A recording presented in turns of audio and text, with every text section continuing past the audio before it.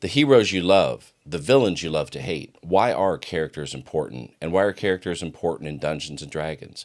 Well, they are the heart of every story, and our favorite characters become core memories of our lives. Characters are written essentially from us. They are a part of us. In essence, they are us. Something about art imitating life and life imitating art. Well, in this episode, I'm going to go back through some of my favorite characters from my past and use those, or show you how you can use those for inspiration in creating your own player characters in Dungeons and Dragons.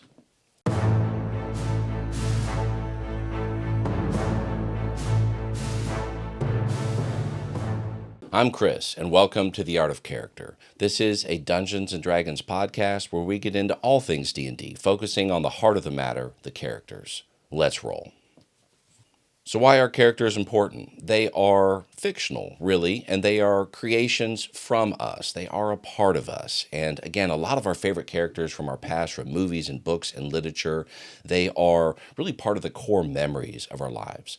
I'm going to go through some of my favorites from the past and show how you can use some of yours as inspiration for creating characters. Why? Well, some people think that, all these players in D&D, everybody has a million ideas for their characters. They know exactly what they want them to be. They know how all of this is going to play out. And that's just not the case, I find. I'm a dungeon master, and a lot of the players that I play with, well, they struggle a little bit with really kind of fleshing out their character and figuring out what all that will mean. And it takes a little bit of time. And that's fine. You see, you don't have to know everything about your character and your backstory and really what your character is up front. You can start off with some broad strokes and kind of get going from there. And I'm going to walk you through that and show you how you might do that yourself. We all know characters from movies, TV, and books, and we all have our favorites. So I want you to think back through, what are some of your favorites? Really just characters that inspired you. Something that inspired you for something you might use as a model for something in Dungeons and Dragons. So just go back through your past and think about that, and I'm going to show you what I did and some of the early characters that were important to me. So we'll do a trigger warning first, because some of the pieces I'm going to mention, they're from the past and they have some problematic elements, and that's really not what we're focusing on, but we'll go ahead and just get that out of the way up front. We're going to talk about some elements of some of the characters that were inspiring to me as a young kid, right? And that are still can be inspiration, using parts of those characters for what I might do in Dungeons and Dragons. And let's face it, a lot of the things we do in Dungeons and Dragons could be considered a little bit problematic. I mean, murder hobo, anyone? So I'm going to go all the way back to the mid-'70s, and some of the earliest TV that I remember that kind of inspired me for the type of adventure I might do in Dungeons and Dragons. There was a show called Emergency and another show called SWAT. And I don't remember a whole lot of specifics from a lot of those characters. I do remember some of them, but what I remember is they just inspired me to this idea of adventure, and they kind of inspired my play. There was no Dungeons and Dragons for me at that age, but I was going outside and playing with my friends. And what we saw there, we would kind of play act, really role play kind of outside, right? Go outside and play, and that's what we did. A couple of other favorites were Davy Crockett, and I just love, coonskin hat and just kind of out there on all these different adventures. Very inspiring, right? Exciting for me as a kid. Another character that I really liked and show was Speed Racer, right? Really early anime. It gets memed a lot. I get it, right? It's super campy, and the dubbing is really kind of infamous for how bad it is. But that's not the point. The point is, I thought Speed Racer was really cool. He was a young kid, right? Not quite as young as me, but he was younger, right? I guess a young adult, really. And he's out there with this great car and all these adventures, fighting against these NPCs and these bad guys, and just kind of all this story woven in there. And I could just see myself as him, this guy out on these adventures with this crew around him. I mean, it just sounds exciting. It's invigorating, right? So some of that early TV, it just sort of inspired some of my early play. So I'm going to make a jump ahead, and everybody kind of has their opinion on this. I guess you may know what's coming, but 1977, Star Wars, the first movie, right? And I stood in line with my dad and, waiting for the movie, and we didn't get in, like it sold out. So we had to come back and we waited in line again, and it was really late. And I vividly remember this and going in. The movie absolutely blew my mind. I was a young kid, still in grade school, and just, wow, fantastic. And so many great characters there, characters you could use for inspiration. And we all have our favorites from Star Wars, or most of us do anyway. My favorite was probably Han Solo, right? The outfit, the blaster, the Millennium Falcon. He's got this sidekick, Chewie, and could just he has a bit of a greedy streak, but he also winds up kind of always doing the right thing, and he's kind of there to back up and fight for his friends. You don't quite know if he's going to follow through, but he does. He's a bit of a wild card, and I just loved Han Solo. So if I were playing Han Solo, I would probably play him as a rogue, right? He's sneaking around, he's stealing stuff. Just seems like a great way to play a rogue using Han Solo as an example. Another great example from the film would be Luke Skywalker. And, Luke, some people say, yeah, he may be a bit annoying in how he's played, etc. But Luke really is, and you could play him two ways. But so he's on this path. He's kind of chosen to become a Jedi. He doesn't really know it. He kind of, is all up for the adventure, good spirited, kind hearted, always wanting to do the right thing, always wanting to do the right thing for his friends. I would play him as a paladin. I would absolutely play him as a paladin.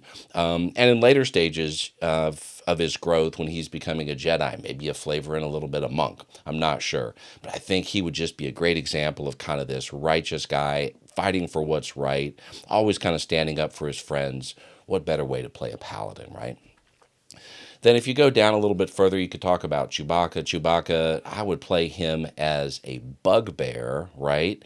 And then as a barbarian, a crossbear wielding bugbear barbarian that doesn't wear clothes. And you just kind of get it. He's there to support the party, and he's really strong, and he's always up for fighting the bad guys. And so he's always kind of got his rage and that sort of thing going on too. And then what about Leia? You want a female hero? Well, she could be played either as a rogue, kind of a mastermind, or maybe even a bard. She's a natural leader, and she is, kind of in the background planning and always inspiring people, and she's got the plan and kind of brings everybody together. So, you could play her either as this kind of rogue, and well, I guess with a bit of a royal background too, right? You can always throw that in. You could have a noble background, but I could play her either as a bard or a rogue. And what about Darth Vader? I mean, quintessential villain, right? And just the whole thing. The first time he comes on the screen, the breathing, just so scary. And I think I would play him, though, as an Oathbreaker paladin. He was once righteous. He was once a Jedi, and then he's fallen with, basically anger and fear take him over, and he falls to the dark side. An Oathbreaker paladin, it's got a little bit of sorceress magic mixed in there also, maybe a little bit of for some flavor there. Not quite sure. But Star Wars has some epic examples you could use for building your own characters or just for inspiration. So I'm going to talk about another one, and this is going way back, 1981. It was a film called Excalibur. Not sure if you've seen it or not, but it's basically Arthurian legend. I'm not going to get into the whole story, but you've got Merlin, right? An absolute wizard, and he's kind of in the background, plotting and really smart, charismatic, and kind of, moving things around in the background, but definitely a wizard. I mean, Merlin, got to be a wizard, right? What about young King Arthur? So he's chosen, he's on this path, he's gonna pull the sword, right? But he is absolutely good and righteous and fighting for what's right all the time. You got to play Arthur as a paladin. And then what about Sir Lancelot? Or Sir Lancelot is one of the best fighters in the realm. So I think you just play him as a fighter. He is also a good character, but he is, absolutely just an amazing, athletically gifted fighter. Good, upstanding, righteous also. And then if you want to throw Morgan or Morgana in there, and she really is just kind of a dark sorcerer. In the background, she's kind of plotting and moving things around and kind of that dark magic, that dark sorceress magic. And you could use her as some inspiration there if you want to go check out the film. So another 1981 classic is got to be Raiders of the Lost Ark, one of my all-time favorites. And one of my all-time favorite characters, Indiana Jones, is played by Harrison Ford. Absolutely iconic. I mean, the whole outfit, I love the whip and the pistol and the hat and the whole deal. The opening scene from that movie, and you've got Indiana Jones and he is raiding this tomb, right? And in raiding the tomb, he's there figuring out if he's going to take this gem. If he does so, he's figuring there's a trap. So he's got this bag of sand, kind of pouring some sand out, putting some sand in, kind of figuring the right weight, and he does the switch. And then the boulder is released and chases him out of the tomb. I mean, that is Dungeons and Dragons. I mean, that is inspiration right there. And I think you got to play. Indy to me is a rogue, highly charismatic. He's an excellent fighter, but really he does a lot of sneaking, and he's a lot of negotiating, high charisma, high persuasion, not really intimidating, but I guess a little bit with the whip sometimes, kind of bluffing and kind of figuring things out. So you got to play him as a highly intelligent, kind of adventurous rogue, I think. To me, that makes the most sense. And Indiana Jones has a lot of luck, right? So I don't think you play him as a halfling, but that would be interesting, kind of with the halfling luck trait. But I always wanted to be Indiana Jones. So another film would be Rambo, 1981, and everybody knows a Rambo character, right? It's just willing to rush into battle and just fight against all the odds and spraying his machine gun everywhere. And you can kind of get a similar idea with Dungeons and Dragons. But that's not exactly how Rambo First Blood plays out. He is plotting and sneaking all around and incredibly skilled with all kinds of different, kind of skills that he can apply, setting traps and ambushes and really kind of outthinking his opponent every turn. And for all the violence that there is in Rambo, there's actually only one person killed in that first movie. He's also got this unstoppable rage and this thirst for revenge, really, right? And so I think you can easily play him either as a barbarian, right, with the rage and but a highly skilled barbarian and a stealthy barbarian, or you could also play him as a fighter, just a very, very skilled at the fighting arts, but smart also with a lot of skills just for, and doing a lot of sneaking around and stealth. I think that's how you play Rambo or a character like that, really. So then we're going to jump up to 1982, Conan the Barbarian. What a fantastic movie. And I've gone back and watched it again recently. It's pretty campy, pretty cheesy, but it is absolutely Dungeons and Dragons. So there are four main characters really for this movie. You've got Conan, and he is, well, by title, a barbarian, but he's got a little bit of rogue thrown in also.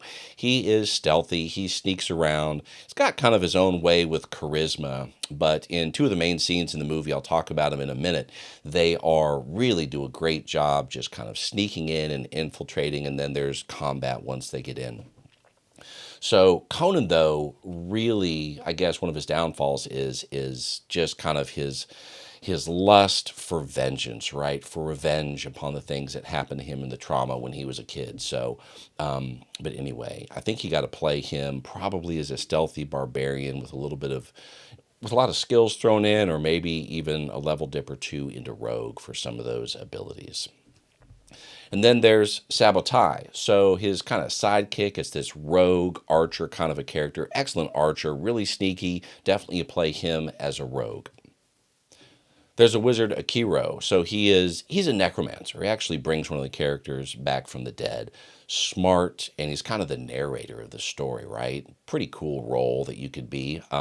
Not quite a bard kind of a narrator, but he's definitely the narrator.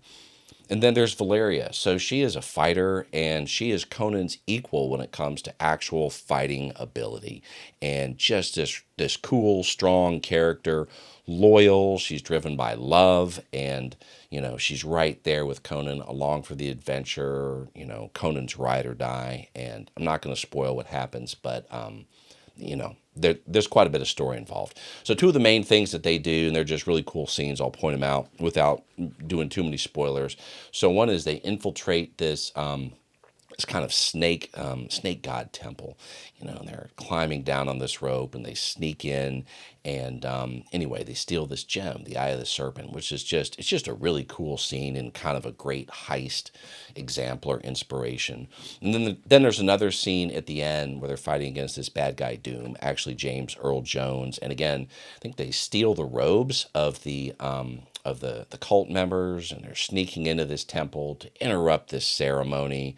And anyway, they wind up being heroes and interrupting the ceremony, and it's pretty cool. So then we'll talk about Blade Runner, 1982, right? Again, another Harrison Ford character. I love Harrison Ford. And really, though, he is an investigator, but he's also really a bit of a monster hunter, right? If you take that on as a D&D type of a role. And so I think you could play him one of two ways. He's using cunning, he's using stealth, and, all along the way, it's like he's making all the bad rolls and, somehow figuring things out at the end, and just kind of a great inspiration for a way a D&D story can go. Somehow they're making it out, even though they're making some of the wrong rolls, making some of the wrong choices. So you could play Deckard, Harrison Ford's character, as a rogue. And I think you could also play him as a ranger, right? Either way works in kind of this context. But you're being stealthy, you're sneaking around, and you're trying to find bad guys or monsters, essentially. So another one of my favorites from way back then would be James Bond. And I get it. A lot of his older stuff is, they've got a lot of problematic elements. But if you use James Bond really as a character, not focusing on the problematic elements, but he is suave, debonair, impossibly cool, really smart, an excellent fighter, super high charisma, and, just kind of an excellent way to play. Again, I think this has got to be a rogue, not really a bard, but he is just a rogue with super high charisma, sneaking around, also got some excellent combat capabilities, but really just kind of outthinking his opponents, getting out of puzzles and traps and all that kind of thing, and just kind of this very suave, impossibly cool kind of a character. And, I kind of like that with a rogue personally. So we're going to jump ahead a little bit and kind of change genres up a little bit. So this is one of my favorite movies, The Goonies, 1985. And this movie gave me a ton of inspiration as a kid. I mean, here they are. It's essentially like some kids fall into almost like a D&D type of adventure, right? They're just goofing around, checking out this old house, and next thing you know, there's some bad guys. Oh, and then, they wind up going down into this cellar and wind up following this path, and they're looking for One-Eyed Willie. They have this treasure map, right? They're off on this hunt, and is really cool.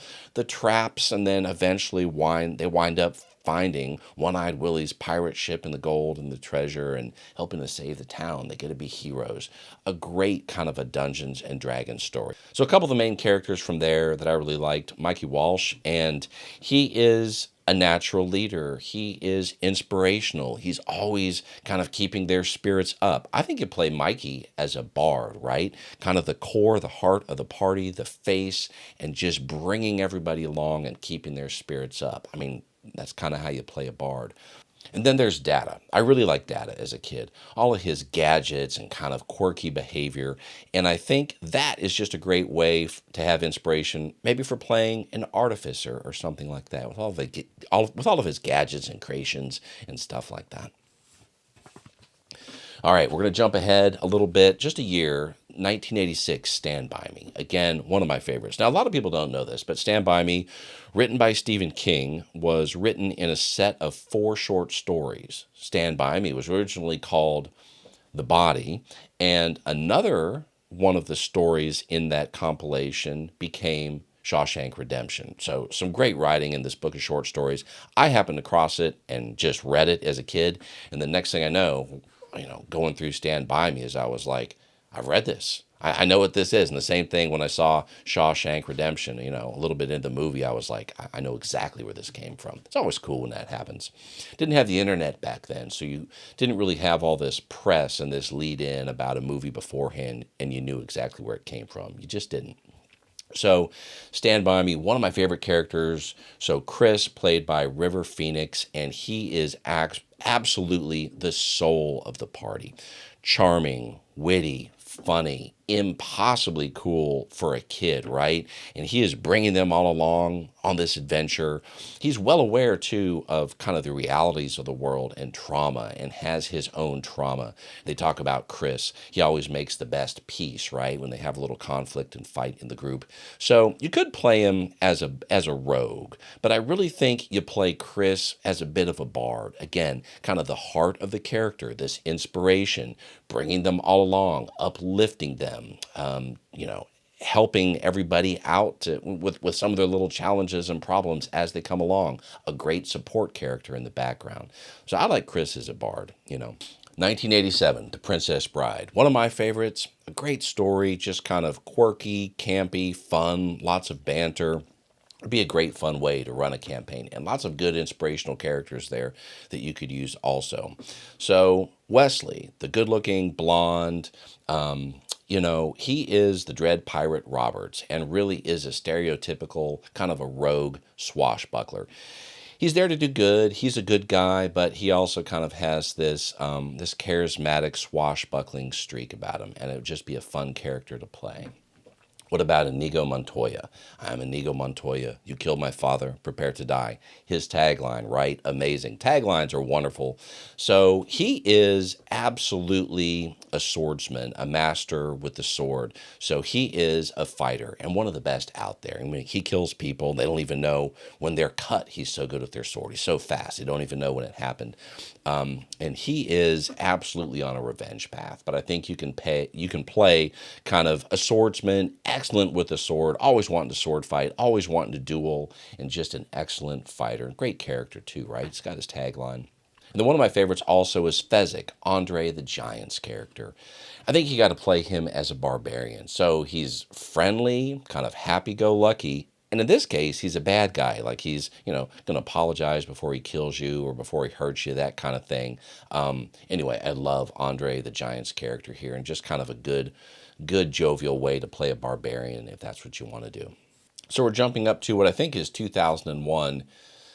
Jumping ahead several years, absolutely amazing. Lord of the Rings, right? So I'd read the books, I knew the story, but to see how they brought it to life was just truly incredible. And a lot of people have, things to nitpick about the story and not holding true to all these things about Tolkien. But I'll tell you this much, Tolkien was such an inspiration that early D&D outright ripped off a lot of things from Tolkien, and there were lawsuits, and they had to go back and change some of those things in the books. Hobbits were one who became halflings, for example. All right. So my three kind of favorite characters from the story, and you can really pick any of the characters, and they would be great inspiration for your characters in Dungeons and Dragons. And it's an excellent kind of a view of a grand campaign, really, right? Put all three of the first trilogy together. What a fantastic, amazing, grand campaign you could play out, or something like that.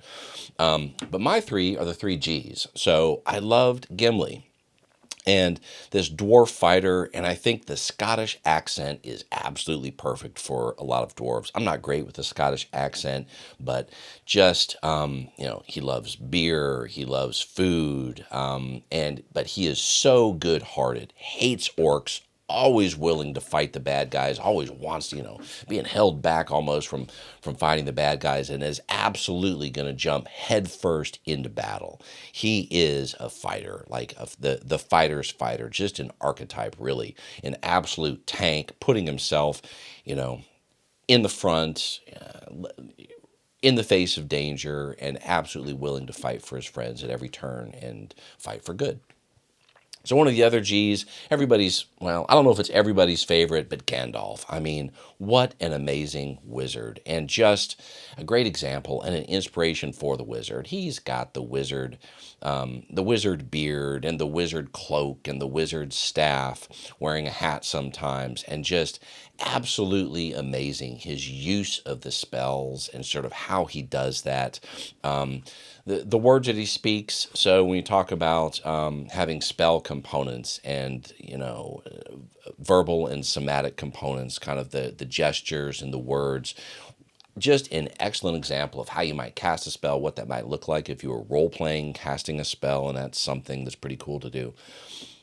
but just he's also a leader and really a core of the party and helping drive not only the story along but keeping everybody together and driving the party along. And just what an amazing way to play a wizard, really smart and a charismatic leader, and obviously fighting for good. And then one of my other favorites would be Lady Galadriel. And so she is kind of really almost like an NPC, but you would play her as this very high level, I think, a light cleric, right? Just the light, overcoming the dark, and just kind of there aiding and pushing along the characters, showing up here and there to help them out in a few places. But I love Lady Galadriel. And anyway, tons of inspiration you can get from Lord of the Rings and playing characters from there. So one of the more modern ones would be Guardians of the Galaxy. And a lot of people say that they are really kind of a modern D&D party incarnate, and so many great characters there. Such a great story.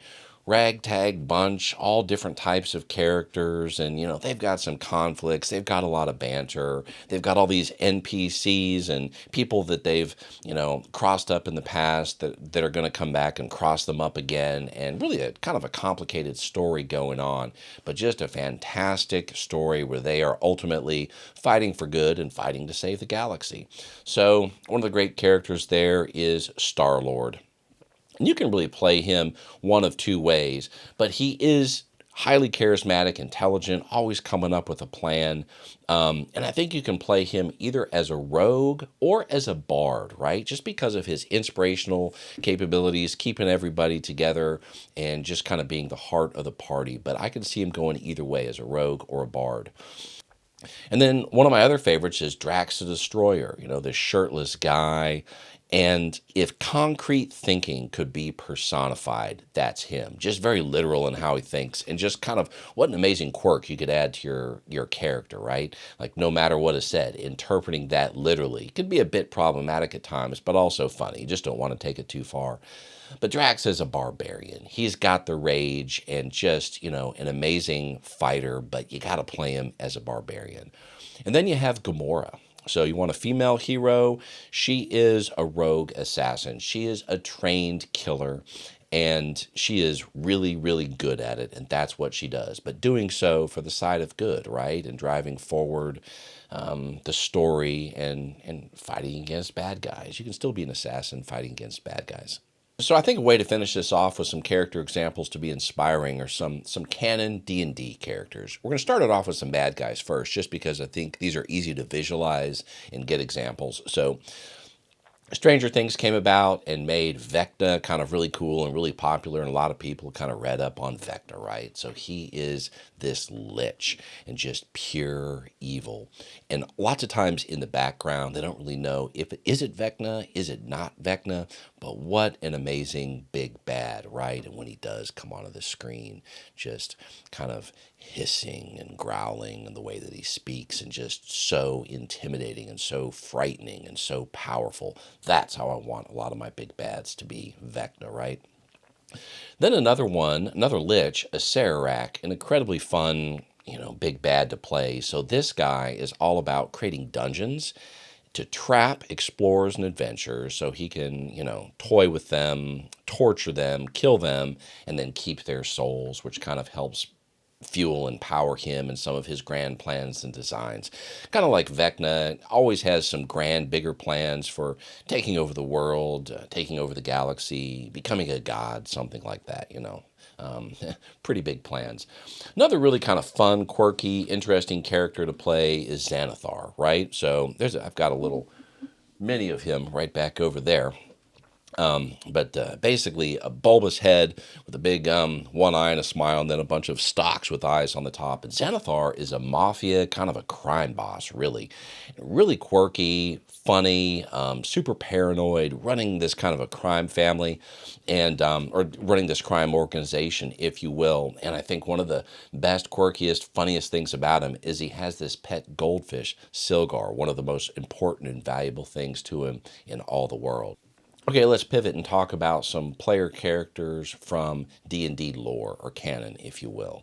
And I think one of the ones we got to talk about is Drizzt. So he is a drow, or a dark elf, and, there were some problematic elements for how they treated or talked about the drow in older versions of D&D. But in essence, the culture lived underground. A lot of them were evil and worshipped this evil goddess Loth, the spider god, right? And the capital of their culture was Mezzobranzan. And so Drizzt is born there, part of this culture, and he wants to fight against it. He's not a bad guy. He wants to come to the surface and sort of fight against the evil of his people and, the evil of his background, really, and fight for good. He's got kind of his own code of ethics and morals, and he's really driven forward. And Drizzt is this kind of an amazing personification of a ranger in the way that he is just out there sort of hunting, and he has these two scimitars, and, it's really just a great written character. There are several books about him that you can read and kind of follow the lore and the history and the story of Drizzt. A couple of others, we'll talk about the wizard Mordenkainen. He has his own book also in D&D 5th edition, but Mordenkainen was a wizard that was the player character, one of the player characters of Gary Gygax, right? One of the co-founders, co-authors of original Dungeons and Dragons. And really just kind of a mythical figure in all of D&D, Gary Gygax. And Gary Gygax was a problematic individual. But Mordenkainen, just an archmage and all about balance between good and evil, and always kind of, very intelligent, but always kind of plotting in the background and manipulating things for his own gain or the way that he wants things to be. And that would be a great way to run a character also, right? Somebody that's kind of always plotting and kind of doing things in the background and manipulating things for his own gain. You got to be careful running, too much against your own party, but it's a great way to play a character. And kind of the counter to Mordenkainen would be the wizard Elminster. So he's chosen of the goddess Mystra, and really is more of a good wizard. Now, he is also about the balance between good and evil, and he is absolutely, a centerpiece in the Forgotten Realms lore. This pipe-smoking, good-natured wizard, but again, they're about the balance between good and evil. A little bit different, not as plotting for his own designs in the same way that Mordenkainen is, which feels a little more evil, and, Elminster feels a little more good. Smoking the pipe reminds me a lot of Gandalf, and that's kind of his shtick, the pipe, right? So hopefully this gave you some ideas for some things you can do with your characters. You don't have to have it all figured out up front. Some broad strokes will do. And go back through the characters, some of your favorites from movies, from film, from books, from your childhood. Something that would be fun to kind of recreate and bring forward, or just take some elements of that and just go from there. You can very easily take classes from Dungeons and Dragons and apply them to characters and fictions and move forward with a character concept that's a little bit of art, right? It's not just science. There's no one perfect way to create a character. Yes, dice rolls and stats and skills and all that stuff, and you can min-max and do all sorts of other things. And if you want to do that, fine, great. But creating a character can be fun, and it's a bit of an art form. So I wish you luck on all your future adventures. Thank you so much for joining us. Keep rolling. Thank you so much for joining us on this episode of the Art of Character podcast, where we publish new Dungeons and Dragons related content each and every week. If you want to support the channel, you can like, comment, or subscribe, or click below and you can join our Patreon, or click below and you can purchase something from our merch store, like this really cool t-shirt just like this. Anyway, thank you so much for joining us.